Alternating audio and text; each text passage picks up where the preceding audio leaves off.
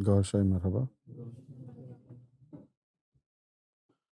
پاکستان میں ہمارے ایک ساتھی ہیں عمران متی، انہوں نے ایک سوال مجھے بھیجا ہے اور سوال میں کہا گیا ہے کہ کتاب منیر کیا ہے، اور ساتھ میں انہوں نے حوالہ دیا ہے کہ سورہ حج کی آیت نمبر 7 اور آیت نمبر 8 ملاحظہ فرمائیں اور اس کی تشریح فرما دیں۔ اب جب لوگ مجھ سے سوال کرتے ہیں تو میں یہ ان کو بتانا چاہتا ہوں کہ اس کا جواب جو میں دوں گا، اس کی جو میں تشریح کروں گا، وہ اس علم کی روشنی میں کروں گا جو علم مجھے سرکار گوہر شاہی کی بارگاہ سے عطا ہوا۔ میرا قانون، میرا ذاتی اصول یہ ہے کہ میں قرآن حکیم کے معاملے میں کسی مفسر کی رائے نہیں لیتا، کسی مترجم کی رائے نہیں لیتا، اس کے ترجمے پر یقین نہیں رکھتا۔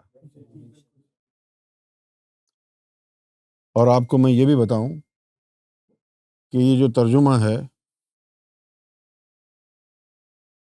جو ہم پڑھتے رہتے ہیں کتابوں میں، یہ ترجمہ وہ ہے جو لوگوں نے اپنی مرضی سے کیا ہے، لہٰذا اس میں وہ چیز شامل نہیں ہے جس کو رب کی رضا کہا جاتا ہے۔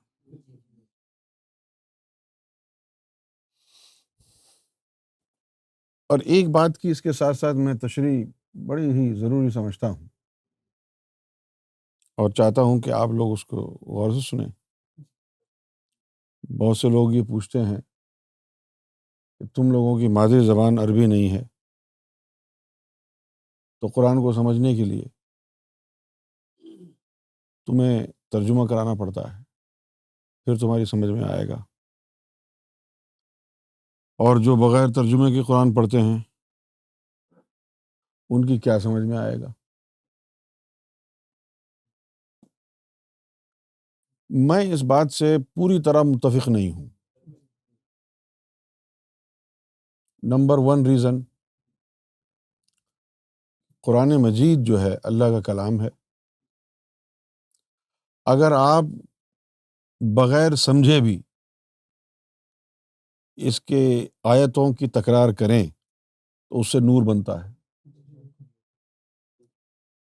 چلو آپ کی سمجھ میں نہیں آئے گا، لیکن اس کو پڑھ کے نور تو بننا شروع ہو جائے گا نا، کیوں جی؟ اور اگر نور بننا شروع ہو گیا تو نور سے ہی ہدایت ہو جائے گی۔ اور جنہوں نے اس کا ترجمہ سمجھ کر کے پڑھا اور نور نہیں بنایا تو ان کو کیا فائدہ ہوگا؟ وہاں تو نور سے جان پہچان ہوگی۔ بچپن سے سنتا آیا کہ یوم محشر میں جو ہے لوگوں کو ماں کے نام سے بلایا جائے گا، باپ کے نام سے نہیں، ماں کے نام سے۔ ہم نے اس کی بڑی تحقیق کی، نے سوچا کہ بھئی یہ ماں کے نام سے بلایا جائے گا، یہ کیا بات ہوئی؟ ایک ہی نام کی کتنی ہزاروں عورتیں ہوں گی، کیوں جی؟ تو پھر معلوم یہ ہوا کہ وہ جو حدیث میں لفظ لکھا تھا وہ لکھا تھا۔ کا مطلب امہ ہوتا ہے کہ امتوں سے پہچان ہوگی۔ ماں سے کیوں ہوگی؟ اگر وہ کافرہ ہے تو وہ اس کی شناخت مومن بیٹا کیوں بنے گا یوم محشر میں؟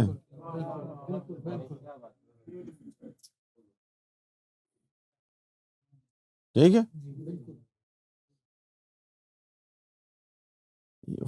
فارسی میں بھی جو بیشتر الفاظ ہیں وہ سریانی کے ہیں، عربی میں بھی بیشتر الفاظ سریانی کے۔ مولویوں کو پتہ نہیں، ان کو کیا پتہ کہ اس کا کیا مطلب ہے۔ کا مطلب ماں بھی ہوتا ہے، کا مطلب اماں بھی ہوتا ہے۔ اگر ایک ہو، اب عربی اور فارسی کا فرق سمجھ لیں۔ عربی میں ایک ماں ہو تو کہیں گے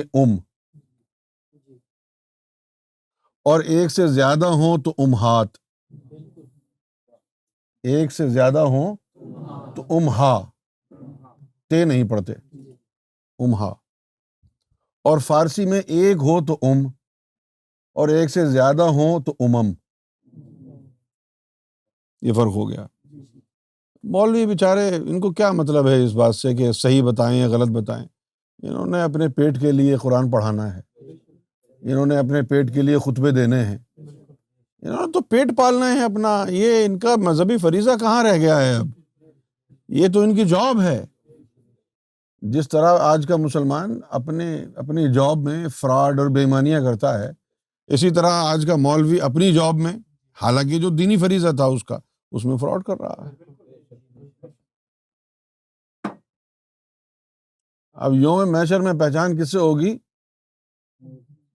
سے، یعنی تو کس کی امت کا ہے۔ اور پھر پتہ کیسے چلے گا کہ تم کس کی امت کے ہو؟ تیری پہچان تیری امت سے ہوگی کہ تو کون سی امت میں ہے، اور امت کی پہچان اس نور سے ہوگی جو اس امت کو دیا گیا تھا۔ سمجھ گئے؟ ہر نبی کو، ہر مرسل کو رب نے اپنا کوئی نہ کوئی اسم عطا فرمایا۔ عبدالخالق صاحب، ہر نبی کو، ہر رسول کو اللہ نے اپنا ایک اسم عطا فرمایا۔ اب آپ نے قرآن شریف کے پہلے صفحے پر دیکھا ہوگا، اللہ کے وہاں پر 99 نام موجود ہیں، لیکن اس کا مطلب یہ نہیں ہے کہ صرف 99 ہیں۔ اللہ کے بہت نام ہیں، صرف 99 جو ہے وہ معلوم ہوئے ہیں، ورنہ تو بے شمار نام ہیں اس کے، بے شمار اس کی صفات ہیں، لیکن جو ہم کو پتہ چلے ہیں وہ 99 ہیں۔ سمجھ گئے آپ؟ اب جیسے ہم ریت پہ چلتے ہیں یا برف پہ چلتے ہیں تو ہمارا جو ہے نقش قدم رہ جاتا ہے۔ جب ہم ریت پر چلیں، ساحل پر چلیں، مڈ میں چلیں یا برف پہ چلیں تو ہمارا فٹ مارک وہاں رہ جاتا ہے۔ سمجھ گئے آپ؟ اسی طرح اللہ جو بھی کام کرتا ہے اس کام کا جو ہے ایک اثر رہ جاتا ہے۔ مثلا اللہ نے کہا عبد الخالق یہاں آؤ، اب یہ جو جملہ ہے عبد الخالق یہاں آؤ، یہ امر ہو گیا، اب یہ جملہ گونجتا رہے گا۔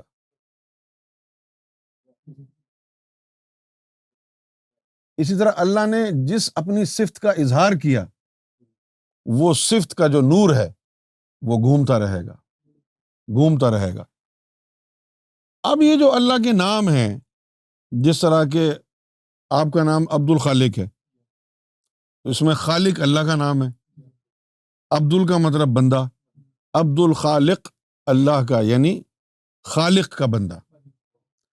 اب اگر یہ جو خالق ہے، لفظ خالق، اس کا ہم ورد کرنا شروع کر دیں، یا خالق یا خالق یا خالق یا خالق، تو اس کا جو نور ہے وہ ملنا شروع ہو جائے گا۔ سمجھ گئے؟ اب یہ اس کا نام رزاق بھی ہے، اب ہم شروع کر دیں یا رزاقو یا رزاقو یا رزاقو، تو اس کا نور ملنا شروع ہو جائے گا۔ بڑا آسان ہے۔ لیکن نبیوں نے جو طریقہ سکھایا اس میں کیا سکھایا تھا؟ ویسے تو آپ کوئی بھی بندہ سن لے کہ وہ اس کا نام یا رزاق ہے، اس سے نور بنتا ہے، بالکل۔ ہندو بھی ایک اگر کرے گا یا رزاقو تو نور بنے گا۔ یہاں تک کہ دہریہ بھی کرے گا یا رزاقو یا رزاقو تو اس کا نور بنے گا، عیسائی بھی کرے گا یا رزاقو یا رزاقو تو اس کا نور بنے گا، یہودی کرے گا نور بنے گا، تو پھر نبیوں کی کیا ضرورت تھی؟ نبیوں کو علم الاسماء دیا، یہ جو اللہ کے نام جن کا اظہار ہوا ہے ان اسماء سے نور بنا کے سینوں میں اتارنے کا علم ملا۔ یا رزاقو یا قدوسو یا ودودو کوئی بھی کر لے، اس سے نور بنے گا، لیکن وہ طریقہ نہیں ہوگا نا اس کے پاس کہ اس نور کو دل میں بھی اتارے۔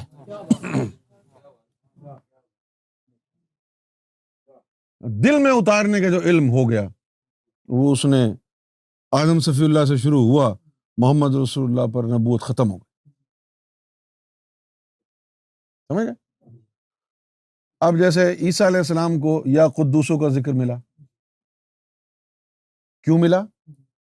کہ بھئی یہ جو نام ہے تم لوگوں کے دلوں میں اتارنا تاکہ ان کے دلوں میں نور جائے، ایمان داخل ہو اور وہ مومن بنے۔ جس کے سینے میں نور چلا گیا وہ تمہارا امتی ہو جائے گا، جس کے سینے میں نہیں گیا وہ تمہارا امتی نہیں ہوگا۔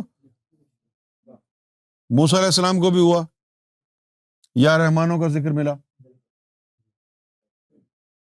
موسیٰ علیہ السلام نے آگے جن کو یہ علم دیا ان کے سینوں میں یا رحمانوں کا ذکر گیا، دل کی دھڑکنوں کے ساتھ ملا، رگڑا لگا، یا رحمانو یا رحمان، اس کا نور بننا شروع ہو گیا۔ وہ اتنے جلالی کیوں تھے موسیٰ علیہ السلام؟ وہ یا رحمانوں کا ذکر کرتے تھے۔ یا رحمانوں کا نور پتھر میں بھی ہوتا ہے، پتھر کو آپس میں ٹکرا تو چنگاری نکلتی ہے، جب ان کے اندر یا رحمانوں کا رگڑا لگتا ہے تو چنگاری نکلتی، ان کو جلا لاتا۔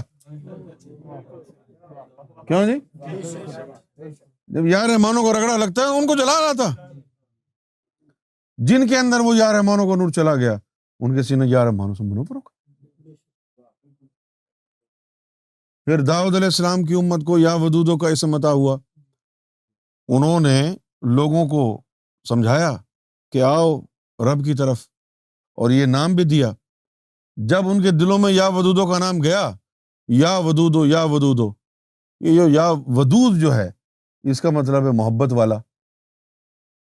جن کے دلوں میں یا ودودو گیا ان کو رب سے محبت ہو گئی، جب وہ رب سے محبت ان کے ہو گئی تو بس وہ لہک لہک کے چہک چہک کے ہر وقت ان کی امت اللہ کی قصیدے ہی پڑھتی رہتی تھی۔ داؤد علیہ السلام کو لہن داؤد جو کہتے ہیں، ہاں، وہ داؤد علیہ السلام جب اللہ کی عبادت کرتے، ذکر فکر کرتے تو چرند پرند اڑتے ہوئے جو پرندے تھے وہ بھی مست ہو جاتے، جھومتے، ایسا ان کی آواز میں اللہ نے ترنم رکھا۔ مولوی کہتا ہے موسیقی حرام، اس نے لہن داؤد ہی عطا کیا۔ اگر موسیقی حرام ہوتی تو اللہ تعالیٰ ان کے گلے میں اپنی محبت کی ترنم کیوں رکھتا؟ لہن داؤد ہی سے ثابت ہوتا ہے میوزک کو حرام کہنے والے خود حرام ہیں۔ اب رہ گئی بات وہ گندے گانوں کی جن میں عورتیں ننگی ناچتی ہیں، وہ تو ویسے ہی حرام ہے، نہ بھی گائیں تو بھی۔ ننگی عورتوں کو دیکھنا کوئی حلال چیز ہے؟ بھئی غلط کام نے اس کام کو غلط بنایا ہے نا۔ اب یہ جو تم تلاوت سنتے ہو قرآن کی، اگر تم تلاوت کرو تو کوئی مزہ نہیں آئے گا، لیکن ایسے ایسے قاری بھی آئے ہیں دنیا میں کہ وہ تلاوت کریں گے تو آپ مست ہو جائیں گے۔ اس کا مطلب ترنم کے ساتھ گا رہے ہیں۔ اس کے مقابلے بھی ہوتے ہیں، باقاعدہ تلاوت کے مقابلے ہوتے ہیں۔ تو ہر امت کو، ہر نبی کو ایک اسم عطا کیا، تم اس کا زبان سے ورد شروع کر دو، نور بنے گا۔ لیکن اس نے کہا ہے کہ وَلَمَّا يَدْخُلُ الْإِيمَانُ فِي قُلُوبِكُمْ، کہ بن تو رہا ہے، جب تک دلوں میں نہیں اترے گا نا تم مومن نہیں بنو گے۔ اب تمہیں تسبیح پکڑ کے بھی ذکر شروع کر دیا، الحمدللہ الحمدللہ، بن تو رہا ہے نور لیکن انگلیوں میں۔ وَلَمَّا يَدْخُلُ الْإِيمَانُ فِي قُلُوبِكُمْ، مومن تب بنو گے جب یہ نور تمہارے دلوں میں اترے گا۔ وہ جو دلوں میں اتارنے کا طریقہ تھا وہ نبیوں سے ولیوں کو ملا، وہ نبیوں سے جنہوں نے ولیوں کی تعظیم کی، عزت کی، وہ امتی بن گئے، جنہوں نے نہیں کی وہ کوئی شیعہ ہو گیا، کوئی وہابی ہو گیا، کوئی دیوبندی ہو گیا، کوئی مرزائی ہو گیا، کوئی قادیانی ہو گیا، کوئی کچھ ہو گیا، کوئی کچھ ہو گیا، امت سے کٹ گئے۔ آپ سمجھ گئے؟ اچھا، اب ہر نبی کو، ہر رسول کو ایک اسم عطا ہوا۔ یوم محشر میں فرض کیا کہ موسیٰ علیہ السلام کو یا رحمانوں کا نور اور اسم عطا ہوا، تو اب موسیٰ علیہ السلام کی امت کی پہچان یوم محشر میں کیا ہوگی؟ کوئی آپ کا نام وام نہیں پوچھیں گے، آپ کی ولدیت نہیں پوچھیں گے، جس کے سینے میں یا رحمانوں کا نور ہوگا فرشتے سمجھ جائیں گے یہ موسیٰ علیہ السلام کی امت۔ کیوں جی؟ اب جیسے پاکستان کی کرکٹ ٹیم ہے، ان کی کرکٹ کی وردی ہری ہے، انڈیا والوں کی نیلی ہے، بس ان کی وردی دیکھ کر ہی پہچان لیتے ہو تم، یہ پاکستان کا ہے ہری وردی والا، یہ نیلی وردی والا انڈیا کا۔ کوئی نام تو نہیں پوچھتے ہو اس سے، اس کی وردیاں دیکھ کے پہچانتے ہو نا۔ اسی طرح یوم محشر میں فرشتے تم سے نام وام نہیں پوچھیں گے، ولدیت نہیں پوچھیں گے، بھئی تمہارے نام کے ہزاروں لوگ ہوں گے، تمہارے باپ کے نام کے بھی ہزاروں لوگ ہوں گے، اس سے تو پہچان نہیں ہوگی۔ پہچان کیسے ہوگی؟ یہ یا ودودوں سے کے نور سے چمک رہے ہیں، یہ داؤد علیہ السلام کی امت ہوگی، کیونکہ یہ نام تو اس کے نبی کو دیا تھا۔ یہ یا رحمانوں کے نور سے چمک رہے ہیں، یہ موسیٰ علیہ السلام کی امت۔ یہ یا قدوسوں کے نور سے چمک رہے ہیں، یہ عیسیٰ علیہ السلام کی امت۔ یہ جو اسم ذات اللہ سے چمک رہے ہیں، یہ حضور پاک کی امت ہے۔ آپ کو سمجھ میں آ گئی یہ بات؟ سمجھ گئے؟ تو امتوں کی پہچان کس سے ہوگی؟ نور سے۔ یہ جو قرآن مجید میں آیت سورہ حج آئی، یہ بھی اسی طرف اشارہ ہے، یہ اسی طرف اشارہ ہے کہ جب بہت ان قریب وہ ساعت آنے والی ہے، کچھ لوگوں کا یہ خیال ہے کہ جی سنتے آ رہے ہیں قیامت آئے گی، قیامت آئے گی، یوم محشر بپا ہوگا، ابھی تک تو ہوا نہیں۔ تو اللہ تعالیٰ نے ارشاد فرمایا کہ نہیں، اس میں شک نہیں کرنا، اس میں شک نہیں کرنا کہ یوم محشر نہیں ہوگا، ہوگا، وہ گھڑی آنے والی ہے، اس میں شک نہ کریں۔ ایک تو یہ ہوتا ہے نا کہ بھئی اللہ کی مرضی ہے، کرے یا نہ کرے، تو اس کے اندر تو بات زومانی ہو گئی کہ اللہ کا موڈ ہوا تو کر لے گا، نہیں ہوا تو مرضی ہے اس کی۔ جیسے اب یہ بات ہے کہ بھئی اللہ میاں آپ کو مجھے ہدایت دے گا یا نہیں، تو اب یہ اس کی مرضی ہے، اگر اس کا موڈ ہوا تو دے دے گا، نہیں موڈ ہوا تو نہیں دے گا، یہ اس کی مرضی کے اوپر ہے۔ لیکن کچھ چیزیں اللہ نے لکھ دی ہیں کہ یہ ہو کر رہیں گی، یہاں پر وہی چیز ہے کہ وہ جو گھڑی ہے بس وہ آنے ہی والی ہے، اس میں کوئی شک نہیں ہے۔ اب ہم اپنا موڈ بنا چکے ہیں کہ وہ ہوگا، یہ نہیں سمجھنا کہ بھئی ہم چاہیں گے یا نہیں چاہیں گے، وہ گھڑی بس آنے والی ہے، اس میں شک نہیں کرنا۔ اور پھر اللہ کیا کرے گا جب وہ گھڑی آ جائے گی؟ تو اللہ جو ہے، جو قبروں میں لوگ پڑے ہوئے ہیں،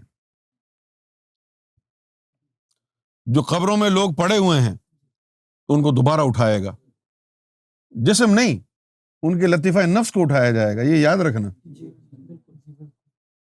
ان کو دوبارہ اٹھایا جائے گا۔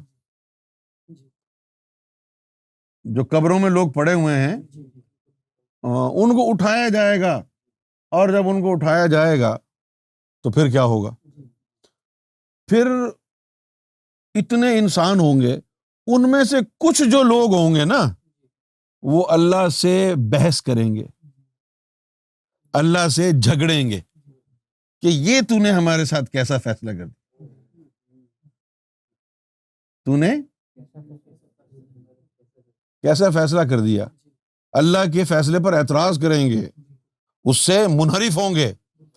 تو اس کے لیے اللہ تعالیٰ فرما رہا ہے کہ اور جب وہ ہم سے بحث کریں گے نا تو نہ ان کے پاس علم ہوگا، نہ ان کے پاس ہدایت ہوگی، نہ ان کے پاس کتاب منیر ہوگی، ایویں ہی بحث کر رہے ہوں گے.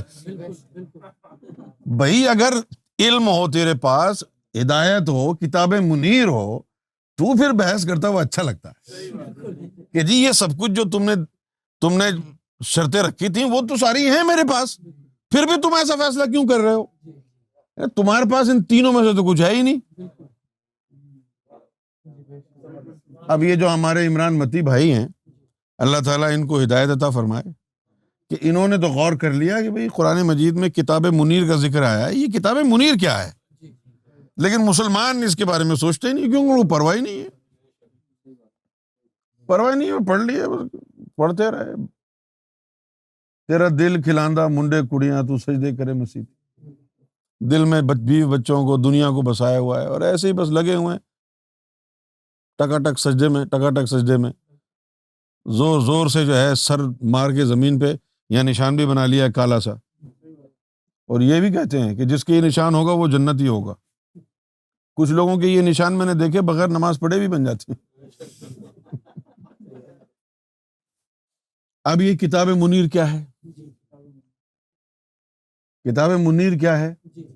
یہ وہ کتاب ہے جو نور بناتی ہے. کون سی کتاب ہے؟ اب یہ کتاب نور کیسے بناتی ہے؟ یہ علم سیدنا امام مہدی گوہر شاہی نے کھولا، یہ نور بنانے کی کتاب. کیوں جی؟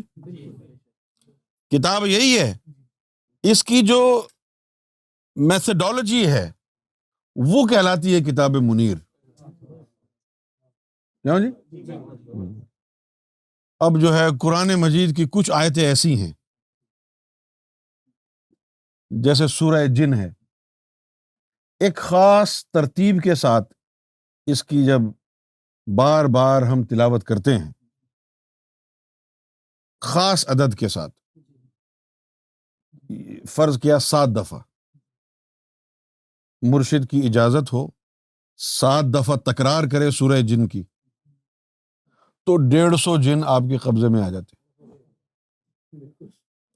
7 دفعہ اس کی تکرار کریں سورہ جن کی تو جنات. اور جب تمہارا قلب جاری ہو جائے اور قلب کے جزے نکل جائیں پھر تو سب کچھ آسان ہو جاتا ہے. پوچھو کیسے؟ تم نے سنا کہ بھئی اگر یہ جو قرآن ہے 786 دفعہ پڑھو تو حافظ ہو جاؤ گے. یہ میں باطنی علم کی بات کر رہا ہوں، یہ کہیں نہیں لکھا کہ 786 دفعہ قرآن پڑھو بغیر رکے تو حافظ ہو جاؤ گے. بغیر رکے 786 دفعہ قرآن. آپ نے دیکھا ہوگا نا پاکستان میں لوگ بسم اللہ کی جگہ 786 لکھتے ہیں.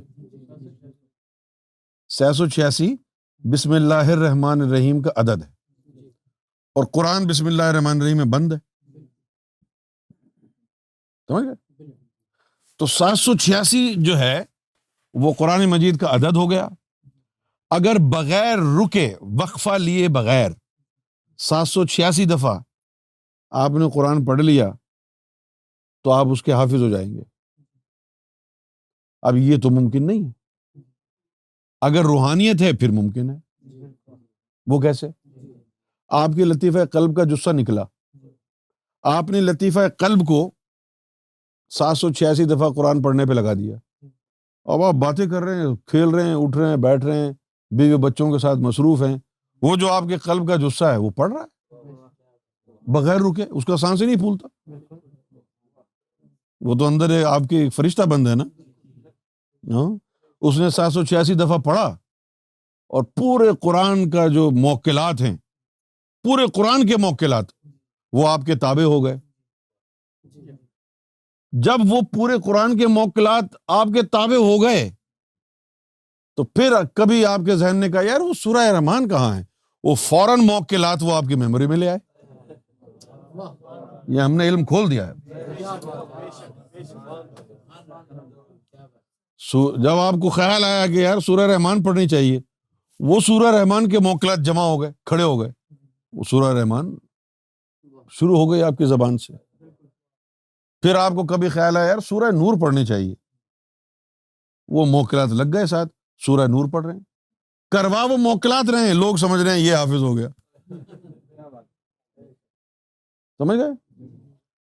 تو یہ ایک ترتیب کے ساتھ قرآن کی آیتوں کو پڑھنا نور بناتا ہے. اور یہ جو ترکیب ہے، یہ جو اذن ہے، یہ کہلاتا ہے کتاب منیر. جس طرح کسی بھی قسم کا جادو ہو، پیلا جادو ہو، نیلا جادو ہو، سفید جادو ہو، کالا جادو ہو، سورہ والناس پڑھنی ہے. سورہ والناس اگر تو ولی کامل ہے تو 3 دفعہ پڑھ لے، اگر تو درویش ہے تو 7 دفعہ پڑھ لے، اگر تو مومن ہے تو پھر تو 11 دفعہ پڑھ لے، جادو ختم ہو جائے گا. اور اگر 1100 دفعہ پڑھنے سے بھی جادو ختم نہیں ہوتا تو پھر نہ تو مومن ہے، نہ تو ولی ہے، پتہ نہیں کون ہے تو.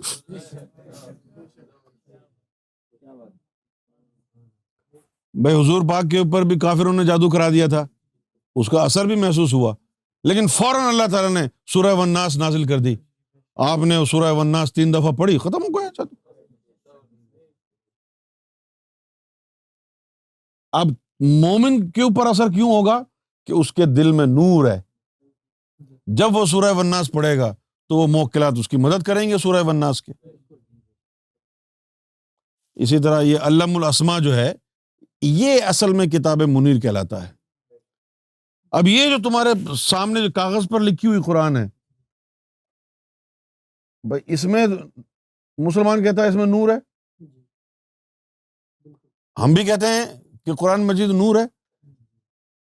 سارے فرقے والے یہی پڑھتے ہیں، نور بنتا کیوں نہیں ہے ان سے؟ ان الفاظوں میں نور نہیں ہے. یہ وہ ایک خاص طریقہ ہے جو ولیوں سے عطا ہوتا ہے. اس طریقے سے پڑھیں تو پھر یہ قرآن کی آیتوں کی تکرار سے نور بنتا ہے. سمجھ گئے؟ اور پھر جس کے سینے میں قرآن آ جائے اس کو حافظ نہیں کہتے، اس کو صاحب قرآن کہتے ہیں.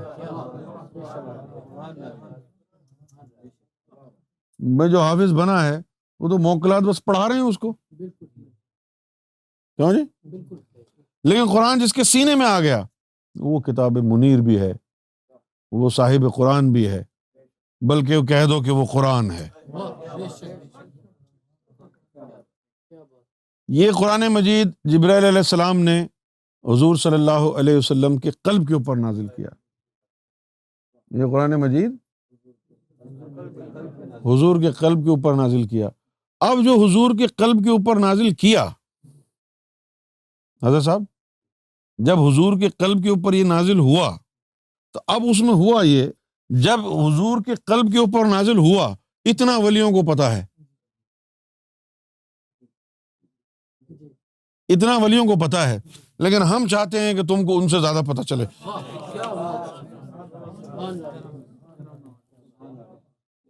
کیوں جی؟ قرآن مجید کا وہ علم، قرآن مجید کا وہ علم جو تیرے دل کو شیطان سے محفوظ رکھتا ہے، وہ حضور کے قلب سلیم کے اوپر نازل ہوا. سمجھ گئے؟ ہاں. اور وہ علم جس سے انسان کا رخ رب کی طرف ہو جاتا ہے، قرآن کا وہ جو باطن تھا وہ حضور کے قلب منیب کے اوپر نازل ہوا. سارا قرآن ایک ہی جسے میں نہیں ہے، الگ الگ جسوں میں ہے.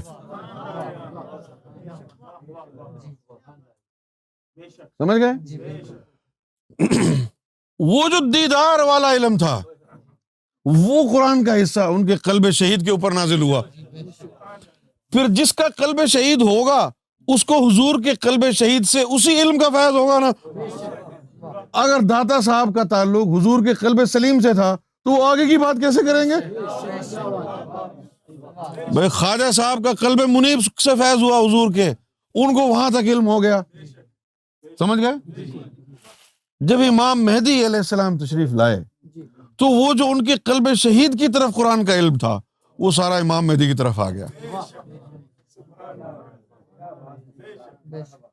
کچھ سمجھ میں آیا کہ نہیں؟ اب ہم سے ایک نے پوچھا اوپر والوں نے کہ حضور کے قلب کے اوپر قرآن ہے تو دکھاؤ کہاں ہے. ہم نے کہا کہ قلب کے تو حصے ہیں نا،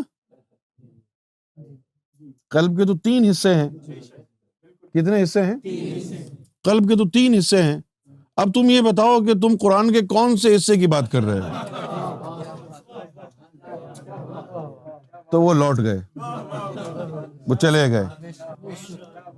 قرآن میں صرف یہی لکھا ہے نا کہ ان کے قلب پہ نہ جاؤ. قلب کے تو 3 جزء تھے نا ان کے. ایک قلب سلیم تھا، ایک منیب تھا، ایک شہید تھا. پہلے ہم کو بھی ان کے قلب سلیم سے فیض ہوا، لیکن جب ہمارا قلب منیب ہوا تو پھر وہ چینج ہوتا گیا. تو پھر ہم نے کہا کہ پہلے انہوں نے جو قرآن پڑھایا تھا اس کا مطلب کچھ اور کہا تھا.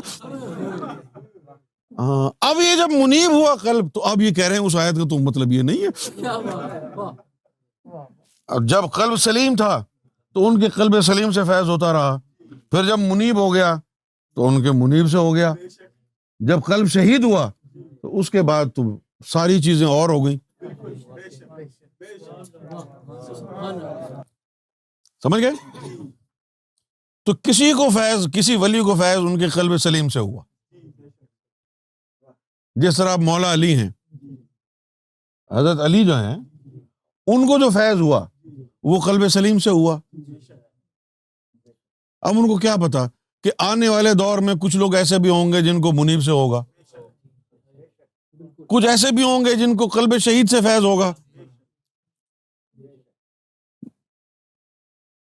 وہ جو بات تھی من کنت مولاہ فہذا علی مولا، وہ قلب سلیم کے لیے تھی. کس کے لیے تھی؟ وہ قلب سلیم کے لیے تھی. جب بلے شاہ، سرمد جیسے لوگ آئے تو انہوں نے کہا یہ قلب سلیم کی تعلیم کون سی تعلیم ہے؟ ان کو منیب سے فیض ہوا نا، وہ تھوڑا سا اس سے بھی آگے چلے گئے. پھر جو اصل جو قرآن کا محض تھا وہ قلب شہید میں تھا، جو قلب شہید میں تھا. اس کا راز بھی حضور کو بھی اس وقت کھلا جب وہ شب معراج میں گئے اور تجلیات کے آر پار ہوئے تو اس قرآن کا جو وہ حصہ اور مطلب تھا وہی تبدیل ہو گیا نا.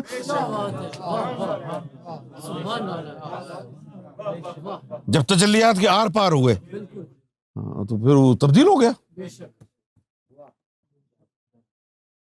کچھ سمجھ میں نہیں آیا؟ اب وہ جو قلب سلیم والی تعلیم ہے اس کو کتاب منیر کہتے ہیں، اور وہ جو منیب ہے اس کو قرآن حکیم کہتے ہیں، اور وہ جو شہید والی تعلیم ہے اس کو قرآن مبین کہتے ہیں، کیونکہ امام مبین کے لیے ہے. سمجھ آ گئی امجد؟ تو اب قرآن کے کتنے حصے ہو گئے؟ قلب سلیم، قلب منیب، قلب شہید. اب آپ سوچ رہے ہوں گے یہ کیسی باتیں کر رہا ہے، یہ سب قرآن میں ہے. میں قرآن سے ہٹ کے بات نہیں کرتا. حدیثیں ساری سچی ہیں، حدیثیں ساری سچی ہیں، لیکن حدیثوں میں وہی کچھ ہے نا جو قرآن میں ہے، ان کی تشریح ہے نا. اب جب تشریح امام مہدی کی طرف سے آ رہی ہے تو اب حدیث پڑھنے کی ضرورت کیا؟ اسے اب قرآن کو ہی رکھتے ہیں. قرآن کو کوئی رد کر کے دکھائے، یہ تو اللہ کا کلام ہے نا، اس کو تو رد نہیں کر سکتے. اگر قرآن کو بھی رد کر دیا تو پھر کس بات کی مسلمانی ہے تمہاری؟ یہ قلب ہے. اسی طرح یہ شریعت ہے. ہم بھی بڑے پریشان ہوئے کہ یہ 4 ائمہ کرام بیٹھے ہوئے ہیں ادھر، کیوں؟ ایک ہی کافی تھا نا. بڑے ولیوں نے بھی ہم سے سوال کیے، جانے دو یار. آج سن لو، 4 ائمہ کرام کو حضور نے جو شریعت کا فیض دیا لطیفہ نفس کے 4 جزوں سے دیا. ہر امام کو ان کے کسی نہ کسی ایک لطیفہ نفس کے جزے سے شریعت کا فیض ہوا ہے. امام ابو حنیفہ کو نفس مطمئنہ سے فیض ہوا، لہٰذا وہ اماموں کے امام ہو گئے۔ بات سمجھ میں آ رہی؟ ہاں، چاروں ان کے الگ الگ شریعت ہی الگ الگ، شریعت ہی الگ الگ ہو گئی، کیونکہ حضور کے نفس کے 4 جزے ہوئے نا، تو ہر ایک جزے نے ہر ایک امام کو تعلیم دی، ہر ایک جزے نے، جس جزے میں جتنی طہارت ہوئی اس امام کو اس طہارت کا ہی شریعت ملی، اس کو اس کی ملی تو اس میں اتنی طہارت رہے گی اس کی شریعت میں، اس کو اگلے والے جزے سے فیض ہوا، یعنی فرض کیا کہ لطیفہ نفس کے لوامہ سے فیض ہوا تو اس کے اندر وہی رنگ غالب ہوگا، وہی رنگ غالب ہوگا، اور جس کو مطمئنہ سے فیض ہوا امام ابو حنیفہ کو، تو وہاں پر کیونکہ مکمل پاک ہے لہٰذا وہ تقوی کی بات کریں گے، یعنی درجہ کمال تک پہنچ گیا نفس، لہٰذا 4 شریعت کے مصلح اس لیے ہوئے کہ حضور کے نفس کے 4 جزوں سے مختلف شریعت کے فیض ہوئے۔ جھٹلائے کوئی جس میں دم ہے۔